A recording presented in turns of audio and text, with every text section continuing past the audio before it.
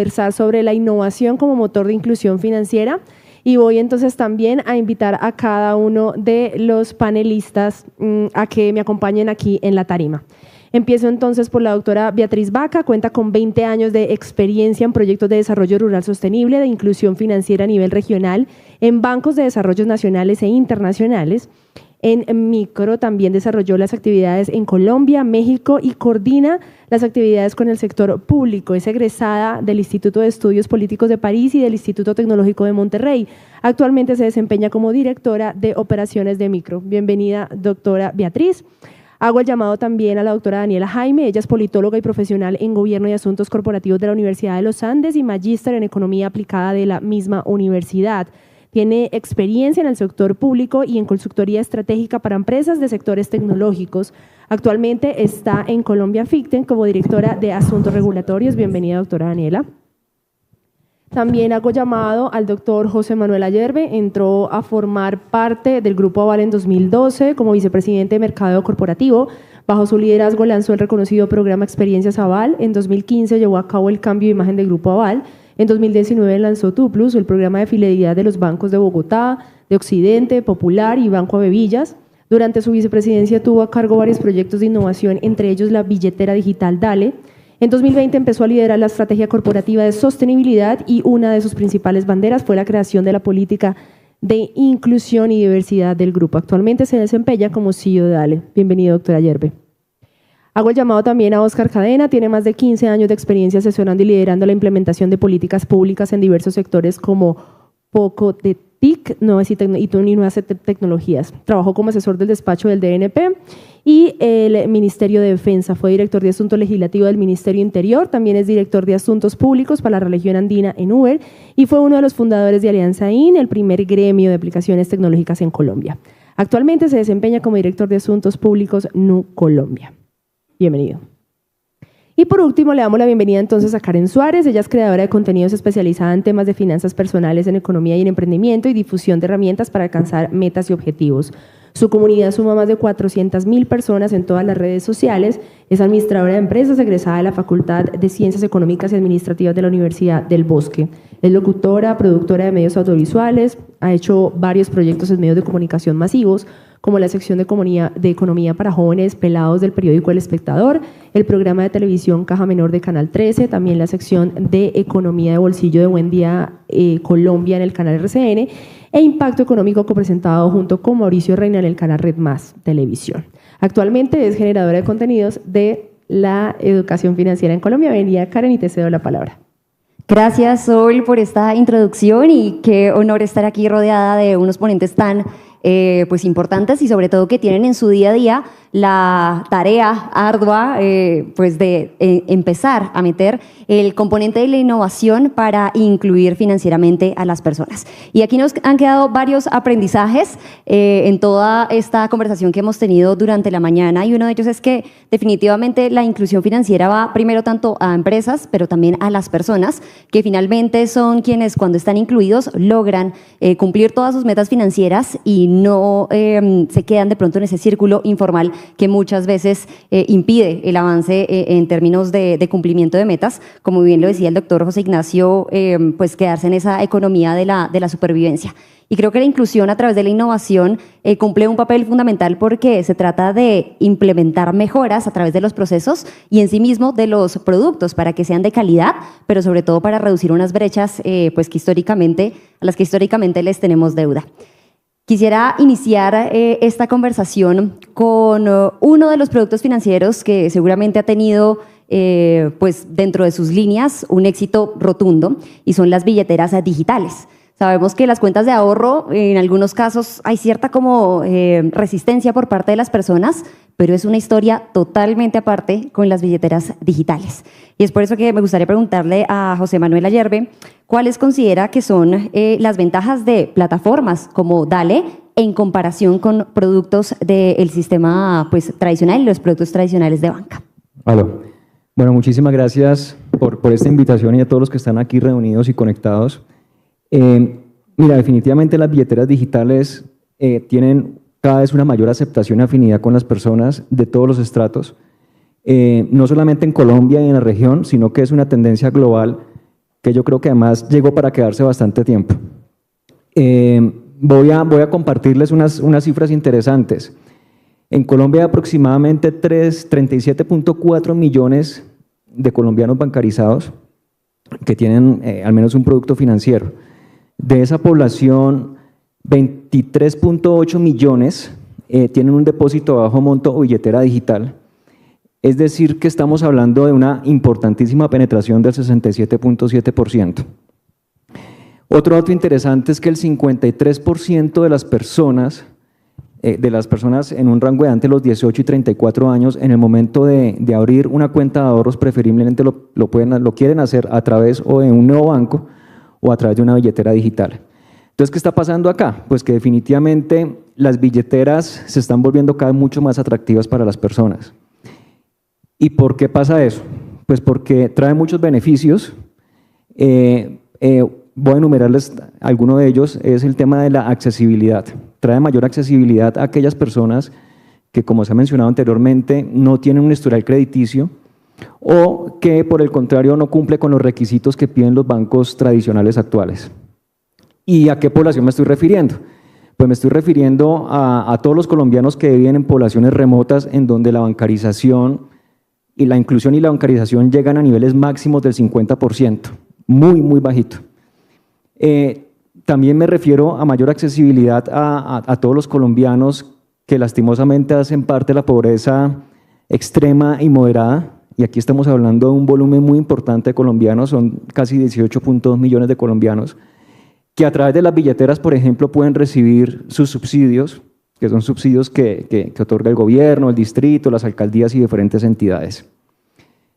También las billeteras dan mayor accesibilidad, por ejemplo, al segmento de los jóvenes. Nosotros en Dale hace como un mes y medio habilitamos esta posibilidad para que los jóvenes entre los 12 y los 18 años pudieran tener una billetera digital. ¿Y por qué es importante?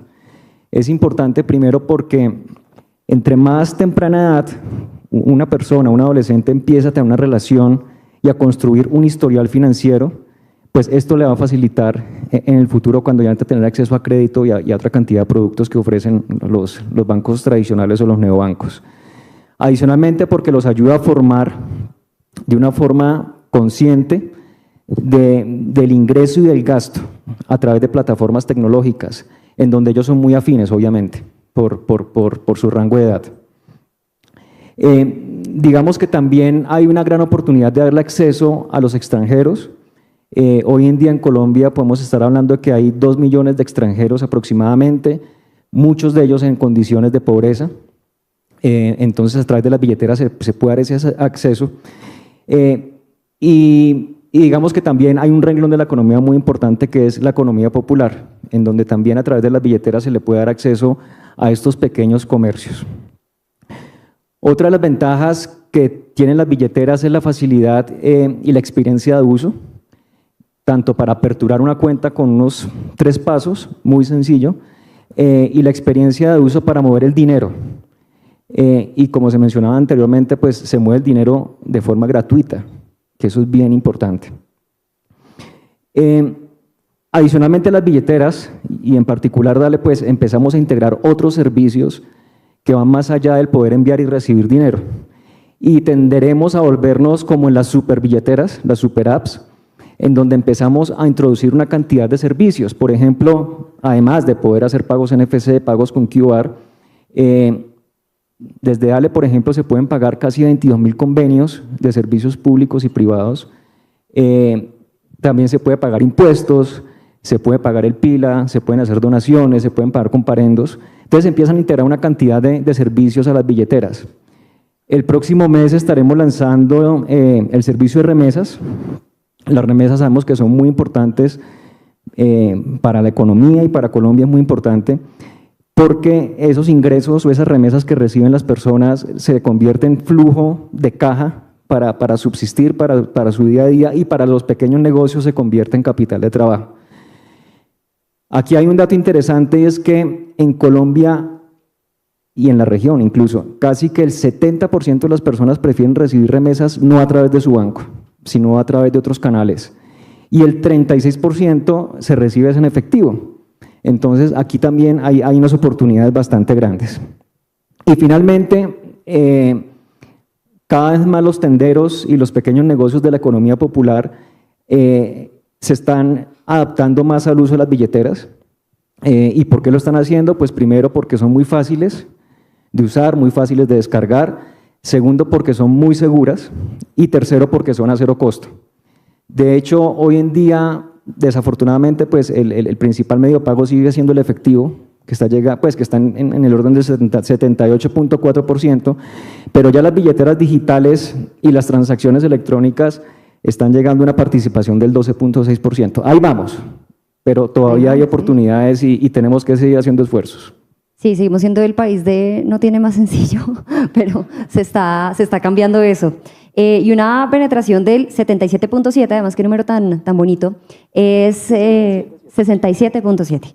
Es pues bastante impresionante, pero caso contrario ocurre con los seguros, que además en la ruralidad tienen 3 brechas grandes que cubrir, y es por un lado pues la brecha tecnológica, por el otro la educación financiera y también la inclusión, por supuesto.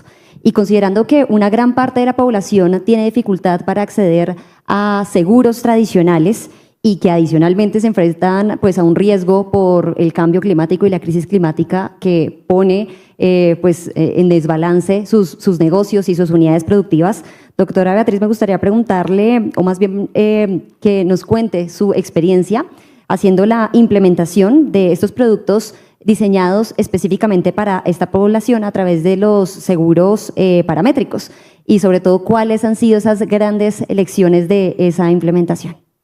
Muchas gracias.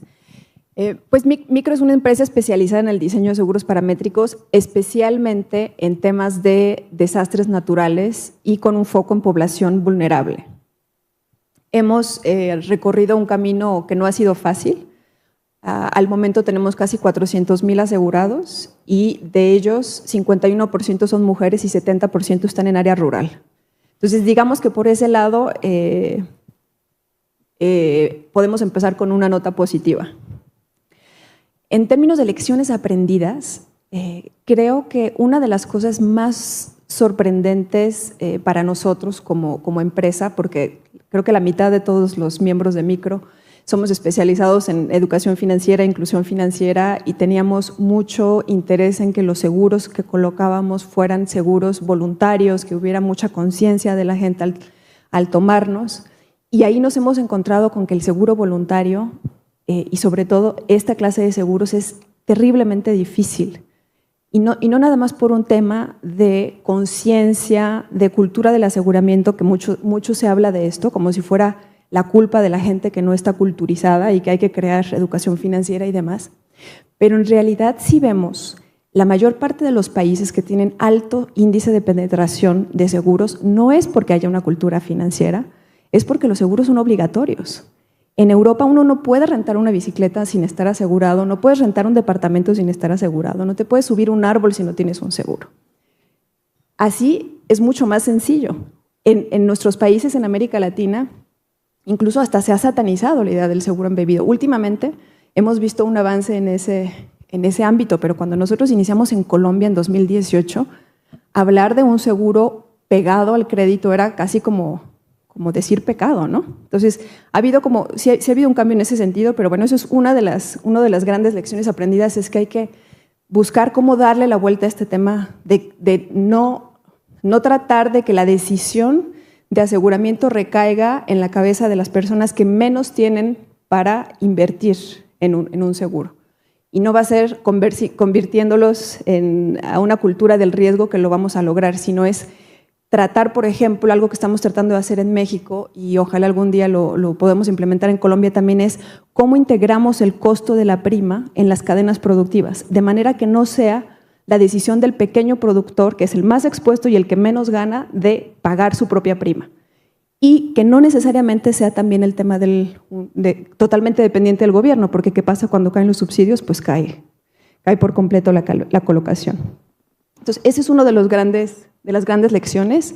Otra con la que nos hemos enfrentado es que evidentemente un seguro ante desastres naturales, hablando en el contexto de cambio climático, en donde estos eventos son cada vez más frecuentes, son seguros con un alto índice de siniestralidad. Entonces, son seguros que son evidentemente más caros que un seguro de vida, un seguro de gastos funerarios. Entonces, yo como microfinanciera, como banco, pues me es mucho más fácil colocar, si tengo un objetivo de colocación de microseguros, me es mucho más fácil colocar un seguro de gastos funerarios que es chiquitito. Y los incentivos hacia el personal que está encargado de hacer este trabajo de venta, pues también están vinculados al número de microseguros. Es mucho más fácil vender un seguro que cuesta 500 pesos, 1,000 pesos, que uno que cuesta 10,000, obviamente. Aunque estamos hablando de seguros, microseguros, accesibles y demás, no estamos hablando del mismo costo. Entonces, ahí también hay un tema que repensar y nosotros todo el tiempo estamos tratando de ver cuáles son las mejores estrategias de lograr que estos seguros entren en la cadena. Y en términos de si sirven o no sirven para mitigar el cambio climático, creo que una de las grandes lecciones es que, como en todos los seguros, la experiencia de estar asegurado tiene mucho que ver con cuáles son mis expectativas. Si yo creo que el seguro me va a cubrir todo y va a resolver todos mis problemas, pues no es el caso. Y en materia de cambio climático es muy importante pensar que, y no nada más de cambio climático, pero todo lo que tiene que ver con gestión de riesgo, que lo primero que tengo que hacer es saber, y ahí sí la educación financiera entra, no como un medio para vender más productos, sino como un medio para lograr bienestar. Entonces, ¿cómo analizo de mejor manera mis riesgos, los riesgos a los que estoy expuesto? ¿Qué estrategias implemento para reducir estos riesgos? Y entonces sí, el seguro solo lo utilizo para la parte residual del riesgo que de ninguna otra manera puedo reducir. Y esto es particularmente claro en temas de agricultura, ¿no? Lo es importantísimo para los pequeños productores tener acceso a información climática oportuna para anticipar, tener asistencia técnica para transformar las prácticas, y entonces sí el seguro llega nada más como un complemento. Gracias. Y ahí creo que está en todo el sentido de la palabra descrito cómo utilizar un empujoncito en economía del comportamiento a través de la obligatoriedad de los seguros, aunque ya es como un empujón bien grande, ¿no? Como que todo sea obligatorio, porque de otra manera es complejo. Nu es sin lugar a duda un referente en materia de innovación financiera, no solamente por los servicios que presta, sino también por los canales donde opera. Y para ser un modelo exitoso en este sentido, la identificación del riesgo es clave. Y me gustaría preguntarle aquí a Óscar, ¿qué estrategias ha utilizado Nu alrededor pues, a lo largo de su historia para perfilar mejor a los usuarios? ¿Y cuáles son esos segmentos o esos grupos poblacionales a los cuales ustedes le apuntan para incrementar el acceso a servicios financieros?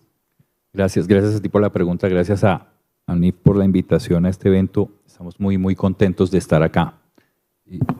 Nos entendemos a nosotros mismos como una empresa de tecnología que presta servicios financieros. Nuestro corazón es tecnológico y así nos vemos. Y que ese corazón sea tecnológico y que haya esa permanente disposición a la innovación y la experimentación, pues nos permite cada día innovar más para tratar de entender y encontrar fórmulas que desde la inteligencia de datos, la inteligencia artificial, etcétera, etcétera, nos permitan traer cada vez más clientes al sistema financiero formal y por ese camino mejorar la calidad de vida de muchas personas. Hace como un mes, no llegó a 100 millones de clientes en Brasil, México y Colombia, y lo hizo sin fuerza de ventas y sin una sola sucursal. Es el banco digital más grande del mundo si excluyes Asia y la cuarta entidad financiera más grande de Latinoamérica por número de clientes. Y eso tiene mucho que ver con esas eficiencias y por supuesto con eso que a David Vélez, nuestro fundador, le gusta llamar esa búsqueda del amor del cliente, pero no solo del amor del cliente, sino del amor fanático. Y hay un componente tecnológico, como digo, que es muy importante, pero también viviendo en el mundo financiero, por supuesto nos permeamos mucho de lo que es un banco y de lo que es la sabiduría del sector financiero para entender el riesgo. Entonces al final es como una mezcla, es buscar innovación, pero al mismo tiempo con modelos de crédito robustos, con gobernanza, con comités de riesgos, con decisiones inteligentes. Y esa mezcla creo que ha sido muy importante para poder atraer a todos los segmentos que hemos querido traer en Latinoamérica. Voy a conectar esto y no lo voy a conectar tan forzadamente, con algo que hemos venido hablando, incluso Anif esta semana lo estuvo hablando, nosotros lo estuvimos hablando la semana pasada en Sao Paulo, y es los entornos regulatorios en los cuales se mueve el negocio. Y Brasil y México se mueven en un entorno regulatorio diferente al de Colombia en términos de la flexibilidad de la tasa de usura. Nosotros en Colombia tenemos una tasa que está en el Código Penal y que fue creada, creo, con buena intención para prevenir abusos por parte del sector financiero en la asignación de tasas a sus clientes. Pero de lo que nos hemos dado cuenta, creo que podemos estar todos de acuerdo en eso, es que 25, 30 años después de la expedición de esa norma, los únicos que han ganado han sido los gota a gotas. Porque para hablar de riesgo, pues un cliente riesgoso a una tasa baja genera una dificultad compleja para el sector financiero normal. Y en ese sentido, hemos venido promoviendo desde inicios de este año una conversación para que revisitemos el modelo de tasas en Colombia y podamos de manera creativa, inteligente, incluso a instancias de la Mesa de Inclusión Financiera Nacional, en la cual tenemos el honor de participar, que entre todos, y ahí están las personas que más saben de esto, y Anif, por supuesto, que ha sido, y lo voy a decir de una vez, pues un socio fundamental para este propósito que en el que nos estamos embarcando de la mano de Colombia FinTech y de otros amigos del sector financiero y del sector FinTech, que podamos tener una discusión sobre la tasa de usura y cómo, creo yo, con la tasa de usura y el Open Finance que ha tenido una explosión tan importante en Colombia de la mano de la URF, de la mano de la superintendencia. Creo que con esas dos cosas podemos cambiar la manera en la cual los colombianos se están involucrando con el sector financiero y podemos liberar a mucha gente de ese grillete del gota a gota que hoy los tiene sometidos. Hoy 1 de cada 5 colombianos tiene que acceder a gota, 25% de micronegocios en el país tienen que acceder a modalidades de crédito informal y eso tiene una cantidad de consecuencias paralelas, lo que llaman mandarle el de la moto, en términos de extorsión, en términos de violencia, en términos de angustia familiar. Entonces, creo que es un buen momento para revisitarla. Y era un tema que estaba medianamente dormido. Creo que el país había aprendido a vivir con eso. En el Congreso es un tabú. Creo que tenemos que encontrar formas creativas de explicarle a la gente que esto no es para que el sector financiero haga más plata. Esto es para que gente que hoy está excluida y que está sufriendo y que no ha podido entrar al sector financiero encuentre una forma de hacerla que hoy desafortunadamente no tiene. Y termino con esto para hablar de innovación y es como, y aquí me echo una cuñita, en NU tenemos un algoritmo que se llama Betty. Se llama Betty por Betty la Fea. Y lo que hace Betty es que desde la inteligencia artificial y la tecnología de datos interactúa con las centrales de riesgo para tomar decisiones inteligentes de crédito y de asignación de cupo, etcétera, etcétera. No, la semana pasada llegó a 1 millón de clientes de tarjeta de crédito en Colombia, pero también hemos tenido que negar un montón de tarjetas, precisamente por esa circunstancia. Entonces, hay unas grandes oportunidades de inclusión para esos sectores y me preguntabas qué sectores. Ahorita estamos lanzando la cuenta de ahorros, tiene una lista de espera de 600,000 personas. Este es un producto pues totalmente democrático, todo el que quiera una cuenta de ahorros puede entrar y más adelante cuando me vuelvas a preguntar de inclusión financiera pues te cuento más datos de cómo la tecnología ha ayudado a avanzar en ese propósito. Bien, gracias. La evaluación crediticia es en definitiva pues una conversación que hay que tener y entre ese conjunto de esa evaluación está la información. Y por eso quería preguntarle a Daniela, ¿cómo, o más bien cuál es el rol que juega la disponibilidad de información en el proceso pues desde la visión de Colombia FinTech, que tiene un montón de empresas alternativas que está trabajando para ello, y qué tan factible se ve desde el contexto actual lograr un intercambio masivo de información, ya que hablábamos de ese tema pues alrededor de toda la mañana. Perfecto, muchas gracias. Buenas tardes a todos. Aún no, Días no. todavía. Bueno, muchas gracias, Anif, por esta invitación. Me excuso en parte de Gabriel, pero espero representarlo bien. Y qué chévere estar en este panel con empresas que representan muy bien al ecosistema fintech en Colombia.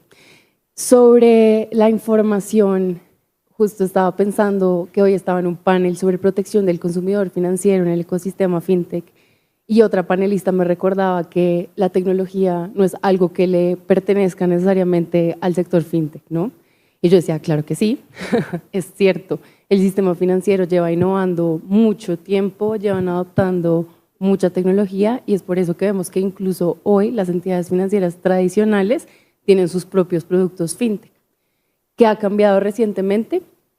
El Banco Mundial decía que hay dos habilitadores clave del ecosistema fintech. Uno tiene que ver con todo este desarrollo de nuevas tecnologías que se traducen en más capacidades de cómputo, como lo que nos decía Oscar de estos nuevos algoritmos que hacen scorings alternativos.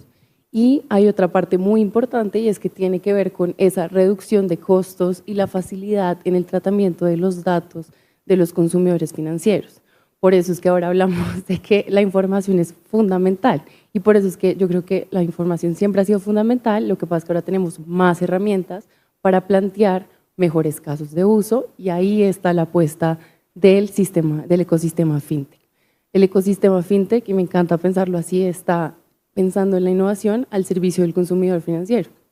Parte de esa innovación tiene que ver con cómo solucionamos brechas en el acceso a crédito, reduciendo los costos de transacción asociados a la prestación de servicios financieros, pero también reduciendo las asimetrías de información, que son una falla de mercado. Para eso, claramente necesitamos un acceso fácil, en condiciones de seguridad y sobre todo en condiciones de protección de los datos de los consumidores financieros, para generar scorings alternativos. Frente a la disponibilidad, pues desde Colombia FinTech recibimos con muchísimo entusiasmo el artículo 89 del Plan Nacional de Desarrollo sobre el esquema de datos abiertos para la inclusión financiera y crediticia, que plantea un esquema obligatorio donde no solamente el sector financiero, sino todo el sector de la economía e incluso el sector público tienen que participar de este esquema para compartir datos. Y parte de los casos de uso que se están pensando es precisamente originar más créditos y solucionar ese panorama que aún tiene muchísimos retos, como decía Paola Arias esta mañana, respecto a la inclusión crediticia en Colombia. Y también con discusiones aún más interesantes, como las que planteaba Oscar respecto a la tasa de usura y cómo hacemos que las personas realmente accedan a crédito formal. Entonces, digamos que cuando uno habla de la disponibilidad de datos, esa disponibilidad de datos en un país como Colombia, con todos los retos que tiene en términos de conectividad, una fuente de datos muy importante tiene que ver con ese pago de las personas a los operadores de telefonía móvil, por ejemplo, o incluso el pago de los servicios públicos domiciliarios. Y para llevar la discusión más hacia el sector público, ¿por qué no plantear una discusión sobre la información y qué nos dice sobre las personas la información que tiene la DIAN? Entonces, esa es la parte de la disponibilidad. Yo creo que vamos por muy buen camino. La URF ha liderado la discusión sobre la reglamentación del artículo 89, pero la Superintendencia Financiera ya nos ha dado unas pistas sobre cómo debe ser esa interacción entre las entidades vigiladas y terceros receptores de datos, que pueden ser otras entidades vigiladas o sociedades no vigiladas por la Superintendencia Financiera, para compartir datos, para plantear productos nuevos, innovadores y que realmente atiendan las necesidades de los consumidores financieros. Y creo que la segunda parte de tu pregunta es ¿cómo accedemos a esos datos? Pues digamos, a nivel internacional hay toda una discusión de política pública respecto a cuáles tienen que ser los mecanismos idóneos para generar ese intercambio de información de manera estandarizada, y digamos que ahí lo ideal sería unas APIs, pero digamos lo que creemos es que teniendo en cuenta el contexto colombiano y que queremos poner a andar estos esquemas, tanto Open Finance como Open Data, pues creo que vale la pena dar una discusión sobre cómo podemos usar los mecanismos de acceso a la información alternativa como web scraping o whitelisting para acceder a esa información. Gracias. Vamos a retomar esta conversación con José Manuel, porque como lo mencionamos al inicio pues de este panel, después de las billeteras digitales se partió un poco este tema de la inclusión financiera, porque es un producto que pues ha permeado grandemente a los colombianos, pero no solamente a las personas, sino también a los microempresarios. Y entendiendo esto, ¿cómo han percibido desde Dale la acogida de las billeteras digitales para uso de microempresas? Y ya que eres el hombre de los datos, ¿cuáles son los sectores que más usan pues este tipo de plataformas? Mira, la acogida por parte de las microempresas de las billeteras ha sido total. A nosotros en Dale nos ha ido muy bien, pero aquí todavía hay muchas oportunidades y muchísimos retos.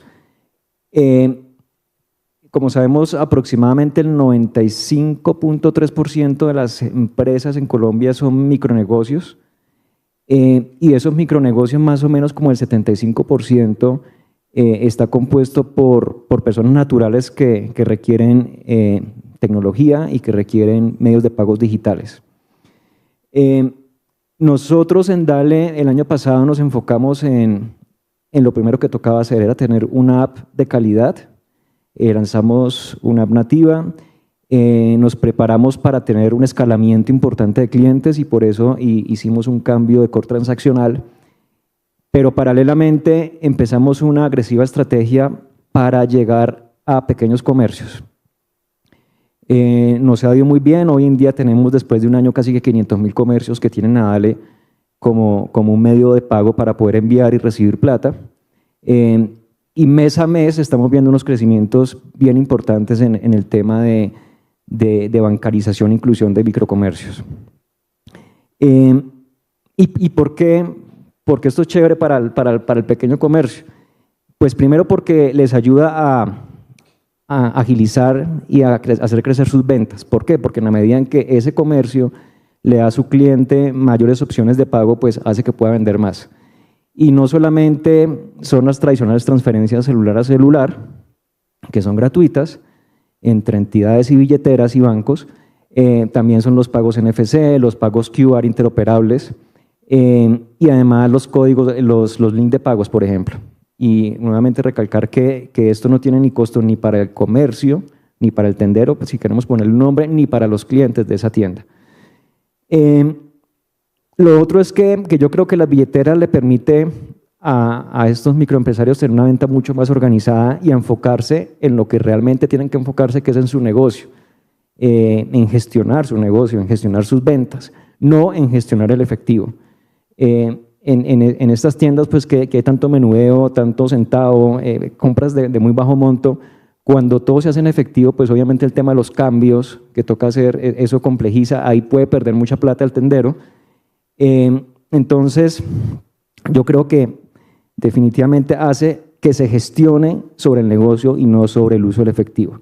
Y a su vez, esto es bien importante porque en temas de seguridad, pues se imaginarán ustedes un tendero o un pequeño comercio que acumule durante todo el día sus ventas en efectivo, pues el riesgo en el que puede estar metido en temas de seguridad que lo puedan robar, por ejemplo.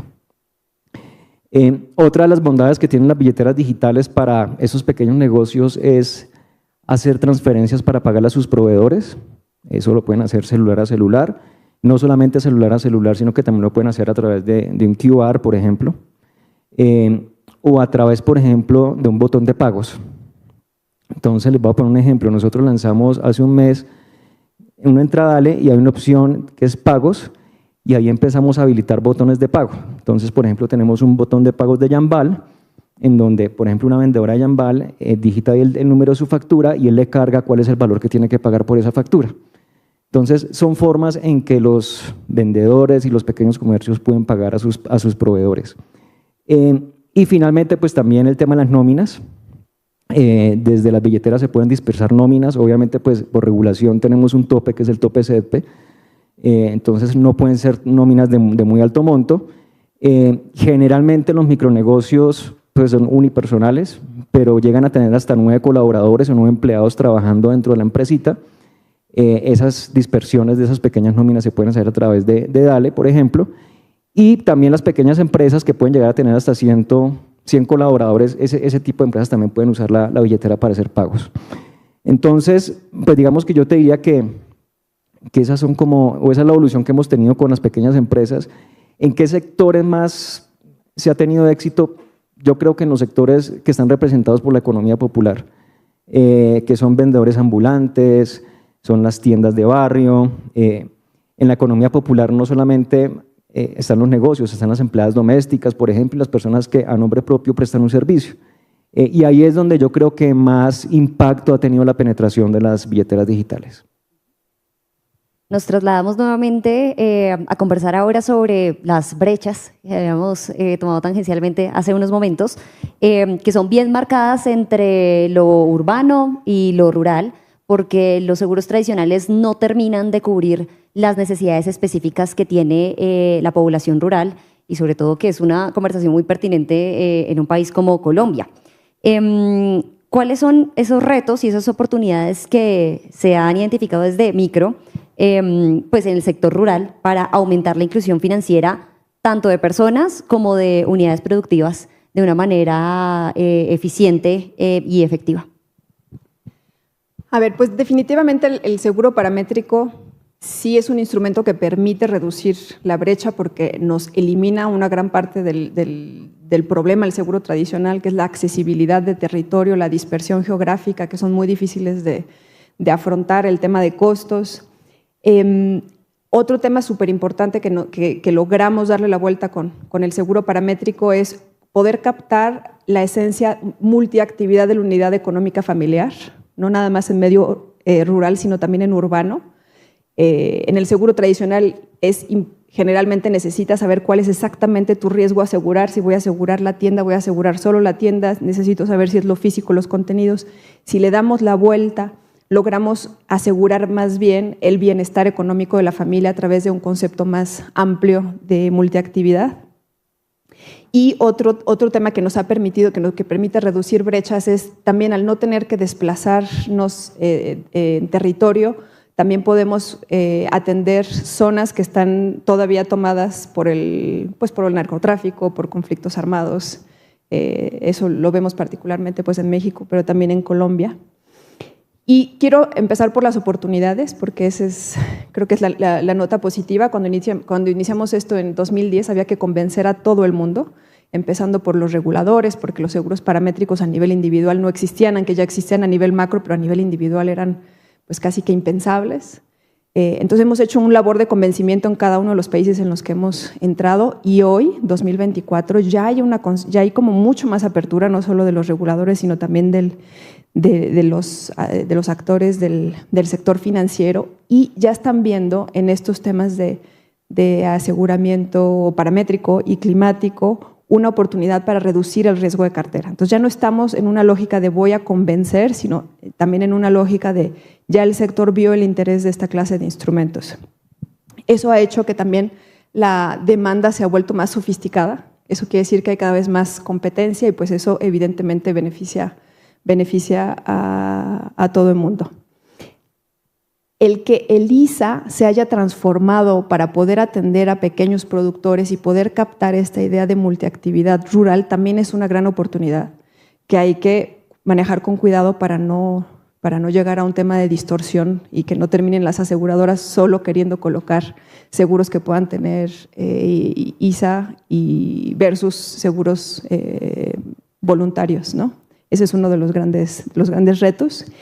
Y también en la misma línea de los retos, lo decía anteriormente, el tema del manejo correcto de las expectativas. ¿Cómo aseguramos que la gente que esté asegurada sepa qué es lo que está adquiriendo, sepa hasta dónde va, cómo manejar eso? Es básico para lograr una experiencia adecuada y que el primer usuario de seguro no diga no, porque nuestra principal barrera es esa, es yo con los seguros no quiero tener nada que ver porque no pagan, porque etcétera, ¿no? Tenemos ahí como un pasivo enorme. Entonces, ¿cómo le damos la vuelta a esa experiencia? Necesitamos trabajar con entendimiento y expectativa. Y el otro gran reto, que quizás es menos importante en Colombia, pero estamos viendo en los otros países, la alineación de agendas entre inclusión financiera y lucha de lavado de dinero, son dos agendas que se contraponen. Entonces, en Colombia, todavía el tema de las billeteras y que aquí realmente se utilizan, medio salva a la gente de estar totalmente excluida de nuevo del sistema financiero, pero en todos los otros países donde trabajamos nos estamos encontrando con una barrera que antes no teníamos, y es que cuando llega un asegurado a cobrar, resulta que tiene que actualizar sus datos bancarios. Y actualizar sus datos bancarios implica un comprobante de domicilio, etc. Entonces, ahí hay un tema de contraposición de agendas. Se los platico no porque hayamos identificado que en Colombia es gravísimo todavía, pero porque hacia allá van muchos países, y definitivamente es una barrera increíble. En México, por ejemplo, los pequeños productores solo pueden cobrar una indemnización una vez que ya se registraron ante el sistema tributario. Eso, imagínense ustedes, poblaciones en medio rural, poblaciones indígenas, pues es la peor barrera que les pudieran podido poner. Entonces, en vez de avanzar, estamos regresando, y por una muy buena causa, ¿no? Estas leyes son todas, evidentemente, sencillamente hay que pensar cómo las hacemos más coherentes, ¿no? Y en el caso de Colombia, todavía no hemos identificado que el problema sea tan grave, aunque sí tenemos actualmente, trabajamos con un programa con la Vicepresidencia de la República para mujeres productivas, y ahí nos hemos dado cuenta la dificultad que tienen las asociaciones de productoras por las que queremos pasar para hacerles llegar el servicio, la dificultad que tienen para registrarse y poder suscribir una póliza colectiva. El tema, la barrera no es menor. Entonces, bueno, pues ahí tratamos siempre como de darle la vuelta a todas esas barreras, pero sin duda la alineación entre estas distintas políticas de Estado siempre es importante. Gracias. Gracias, doctora Beatriz, por esas lecciones y, bueno, también como esas oportunidades que vemos. Y en la línea con esas lecciones, quisiera preguntarle a Óscar, desde su visión de innovación a través de Nu, que además es una de las empresas que está catalogada como una de las más innovadoras del mundo, y que de hecho en su página web tiene: luchamos con la complejidad del sistema financiero para que recuperes el control de tu dinero. ¿Cómo es que han sido esas lecciones justamente aprendidas que les han permitido posicionarse como una empresa innovadora, y sobre todo cómo ha impactado esa innovación en el tema que pues hoy nos reúne, que es la inclusión financiera en Colombia? Gracias. De nuevo, creo que ese espíritu de empresa de tecnología combinado con las necesarias solemnidades de lo financiero hacen una combinación muy importante para el éxito. No perder el foco en nuestra obsesión por el cliente siempre es una lección aprendida y siempre es una lección a mejorar. Como les decía ahorita, nosotros queremos que nuestros clientes nos amen fanáticamente, y eso no es fácil. Esto es financiero, esto no es un celular, o sea, pero pasa. Y el NPS que tiene Nubank en Brasil y que tiene Nu en Colombia, pues yo a veces no lo entiendo, o sea, a veces no lo proceso como ciudadano del común. O sea, que una entidad financiera tenga más de 80% de NPS es de verdad impresionante. Entonces, nuestro director de tecnología o nuestro vicepresidente de tecnología dice algo como, en vez de mejorar lo que ya hay, inventémonos cosas nuevas. Y lo estoy parafraseando, y lo estoy parafraseando pésimo, pero es algo así, ¿sí? Pero todo eso lo da, digamos, la ventaja de tener una empresa de nicho tecnológico. Por ahí salió un premio que Nubank es la mejor empresa para trabajar con datos, etcétera, etcétera. Entonces, creo que esa combinación es muy importante, y siempre, pues, obviamente, como toda empresa tenemos que ir mejorando, pero siendo una empresa joven de 10 años con 100 millones de clientes, creo que esa base de nicho tecnológico permite iterar mucho, ir cambiando sobre la marcha, ir modificando. No tenemos las rigideces que tienen otras instituciones por vivir en el mundo digital. Entonces, iterar, ir innovando, ir transformando todo el tiempo nos permite ir transformándonos e ir siendo cada vez mejores para ofrecer mejores servicios, mejores productos.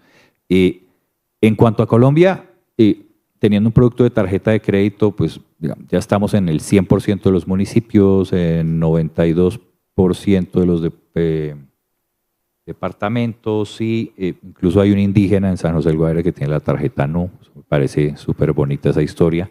Y 30% de personas que tienen la tarjeta de crédito es su primera tarjeta de crédito. Entonces, pues eso también es es bonito en términos de inclusión. Y como te decía, pues con la cuenta de ahorros y ahora con la licencia de compañía de financiamiento que recientemente nos otorgó la superintendencia, pues vamos a poder ampliar de manera exponencial ese portafolio a la usanza de Brasil para poder transformar la vida de los colombianos. Yo creo que cuando Nubank se inventó bajo ese mollo del combatir la complejidad, Brasil era una cosa fregada, o sea, en Brasil era, digamos, bastante paquidérmico el esquema cuando llegó Nubank, y eso pues fue una oportunidad muy importante para disrumpir y romper todo el sistema.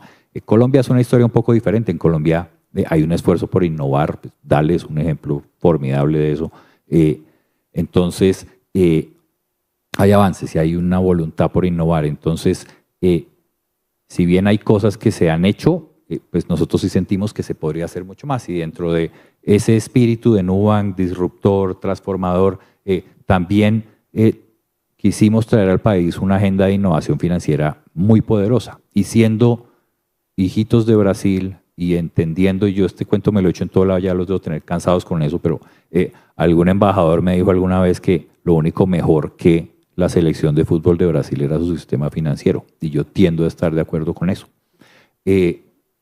Entonces, con ese feliz sesgo, digamos, de venir de Brasil,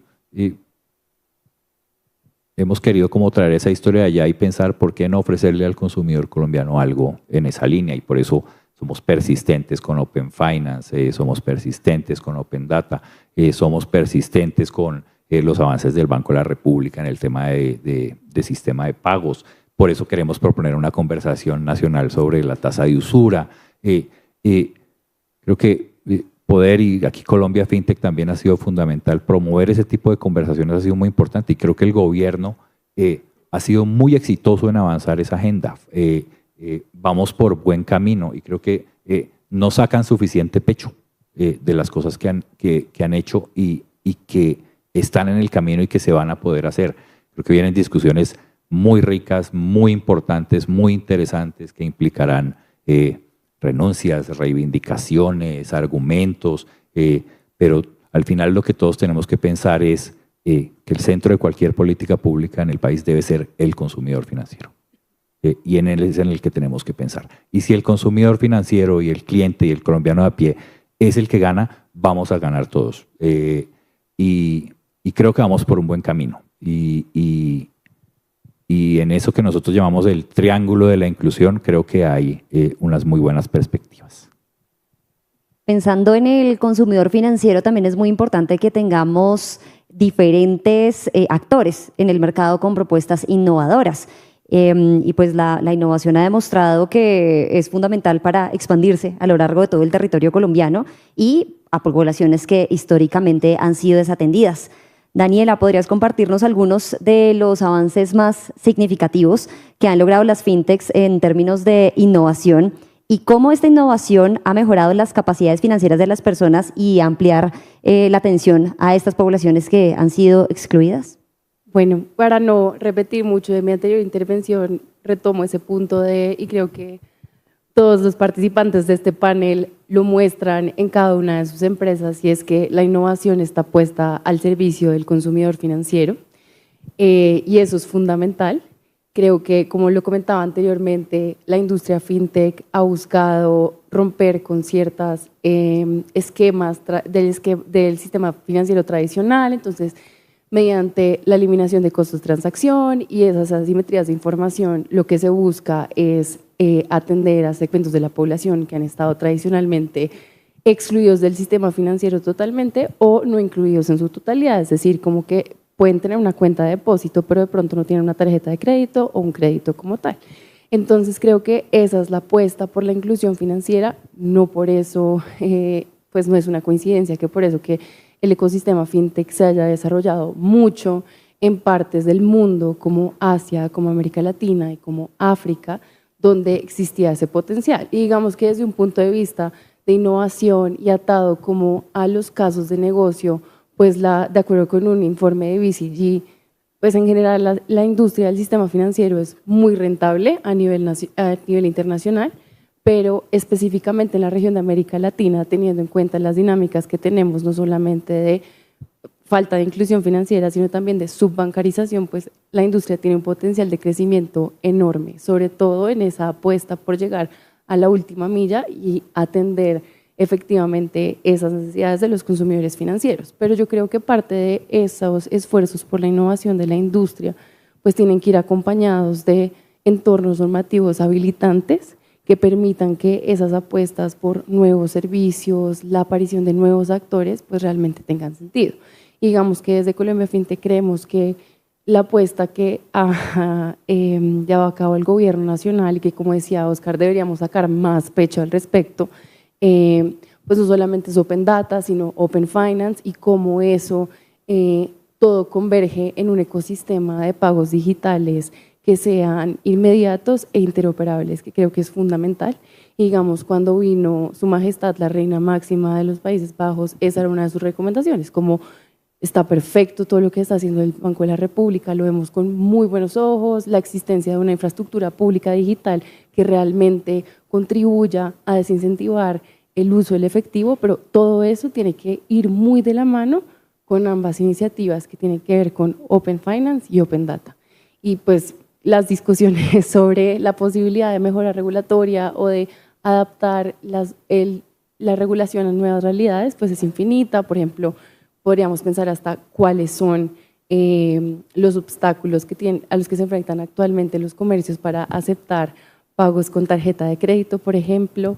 Entonces creo que la innovación contribuye sin duda a la inclusión financiera, pero todo eso tiene que ir atado de un entorno normativo habilitante, donde, claro, la innovación está en el corazón, que promovamos mercados financieros más profundos, como lo ha resaltado últimamente la Superintendencia Financiera, y que al mismo tiempo generemos reglas claras de protección al consumidor.